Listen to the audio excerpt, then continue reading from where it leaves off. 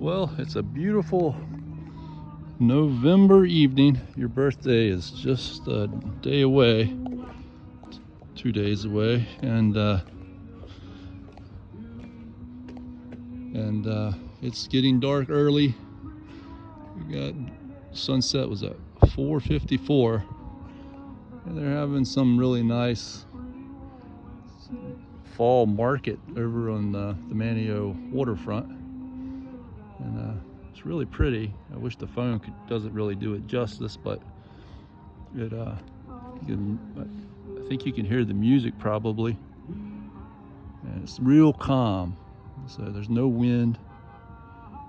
The water is so still, and when it's like that, sound travels over water really well. So like the sound waves don't penetrate into the water, so they reflect up off of the water, and you can hear when things are calm. Of course, if the wind's blowing, that disrupts the air molecules, and the sound doesn't travel through the air. It gets disrupted. The sound travels to the air, but it gets disrupted because there's all the wind is moving all the air molecules all around. But when it's still, the sound waves travel for a long ways over the water, and you can probably hear that music quite a long ways away, probably way over there in Pirates Cove, probably. And he's not even that loud. I was just over there. He doesn't sound much louder when you're right next to him. So that's an interesting thing called nature and waves and wave energy. And if the wind's blowing also, when you stand downwind, you can hear whatever's upwind of you, because the airflow pull, the sound waves actually move within the air currents. So the wind is moving the molecules down, so down in your direction, just like when water's flowing in a river. Now that's different from when the waves are traveling through like a body of water like the ocean. So there's a difference between current and the waves. The current is the actual flow of the molecules, and the wave is the energy going through the molecules. And then, like in the ocean, the wave energy travels through the water until it gets to a point where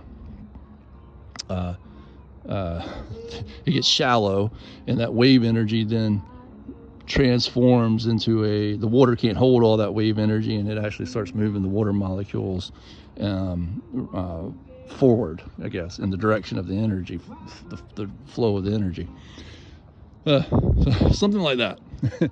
And the wind's kind of the same way, right? So there are the sound coming through the air molecules is a wave, and the wind is actually is produced by thermal energy, and that's actually moving the molecules. It's actually exciting the molecules in a way that the molecules start to become interactive with one another, right? And they're trying to push one another out of the way, and the air actually moves.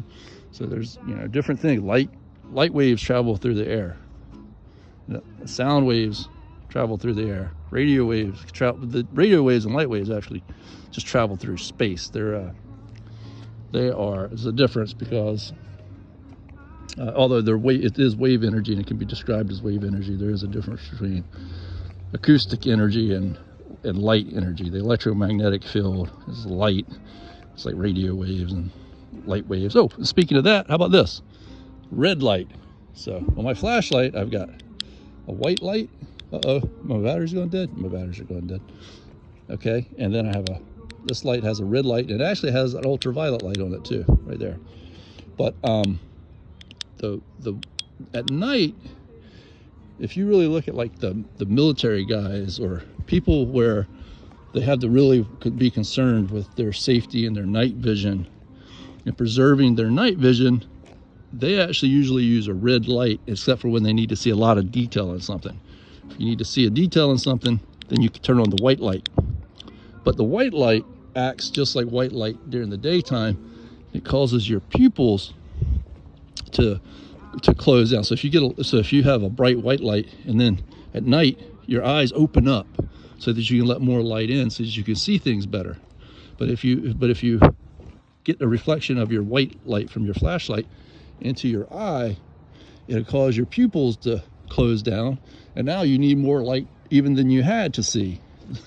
and so if you then have to like all of a sudden look away into like the sky or over, there's a sailboat over there, see, and or you need to, or for example, let's say you need to hide, and you want to be able to see as much as you can see without your flashlight on. If your white light was on, it takes a while for your eyes to readjust to the dark. But if your red light is on, it doesn't really affect your night what we call night vision. And the reason is because at the end of the spectrum where we start to shift into the red, that's right at the edge of where the human eye can see ultraviolet on the other, right? Yeah, Roy GV, whatever, red, orange, yellow, green, blue. Then you get into the ultraviolet. So on the other ends of the spectrum. But on the red, which is kind of like the twilight, right? Like when the sun's going down, it's red.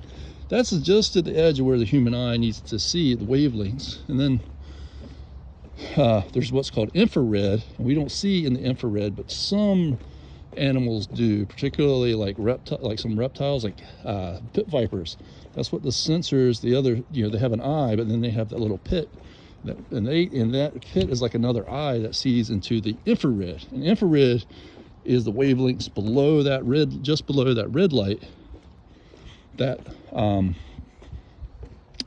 it's like the long wavelengths. There's a thing called the red shift, and anyhow, and so the wavelengths are so long that our eyes only see in like a narrow band. We don't see X-rays, for example, and we don't see we don't see most of the electromagnetic spectrum.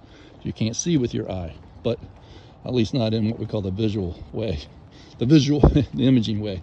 Now you can get hit with a beam of some sort of high energy beam or something that you don't see it like in the way that we think about seeing it, but your eyes will detect it. They'll flash and they can make you blind. And so you can detect it, but sometimes if it's a high enough energy, but it's not in a positive way. It's a very unhealthy way that could actually destroy your eyes. But with the red light, so that's right at the edge of this wavelength, and so our eyes it doesn't disturb our, I can't remember which one, the cones or the rods or whatever, but whichever way, but it doesn't, generally speaking, without knowing a lot about it, and you can look it up and read about it, but it doesn't trigger the eye to have to like close, like the pupil to have to close down, because it's just not stimulating the eye, and with all the energy that we get from the full white light, which is many spectrum of light, all being registered at one time. So when you're out hiking, lots of times, especially more so nowadays. When I was a kid, sometimes when you buy a flashlight, it would come with a red plastic lens that you could put onto your light, but nobody hardly ever used them. I don't ever remember anybody using them.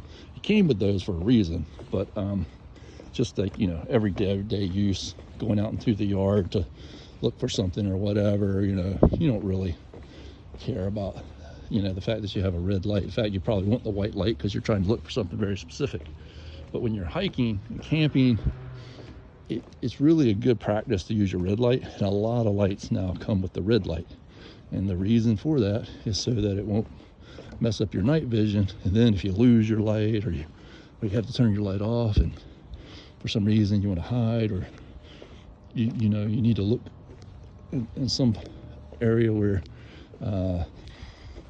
maybe you can't actually really even shine your light, it helps, probably also your peripheral vision too.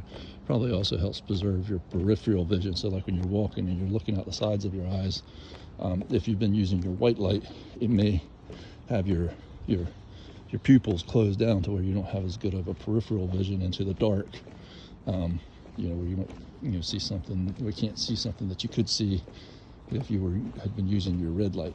So anyhow, the eyes and light wavelengths and wave energy, and isn't it funny how all that stuff's all connected?